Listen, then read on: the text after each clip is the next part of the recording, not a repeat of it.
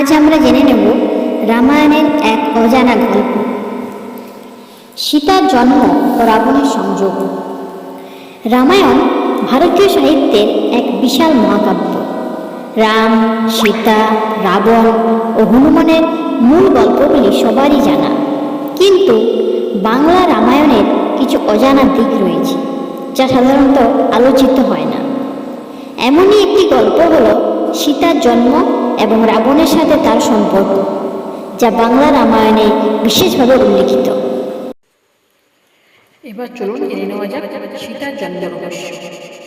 বাঙালি সংস্কৃতিতে সীতার জন্মের একটি অন্যরকম ব্যাখ্যা পাওয়া যায়। মূল রামায়ণে বলা হয় সীতা ছিলেন ভূমিজা, অর্থাৎ ভূমি থেকে জন্ম নেওয়া। কিন্তু বাংলা রামায়ণের কিছু কাহিনীতে বলা হয় যে সীতা আসলে রাবণের মেয়ে। এই কাহিনী অনুসারে রাবণ একবার হিমালয়ে কঠোর তপস্যা করছিলেন।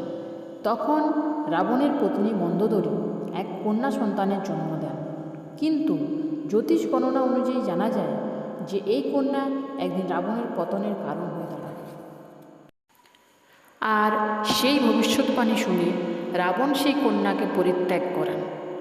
পরবর্তীতে রাজা জনক সেই কন্যাকে জমি চাষ করার সময় মাটি থেকে খুঁজে পান এবং তাকে নিজের কন্যা হিসেবে লালন পালন করেন। এইভাবেই সীতা বড় হন মিথিলায় রাজার আদরের কন্যা হিসাবে। এই কাহিনী রামায়ণের মূল ঘটনার সাথে একটি নতুন মোড় যোগ দেয়, যেখানে রাবণ সীতাকে অপহরণ করে নিজের অজান্তে, অথচ সে তারই মেয়ে।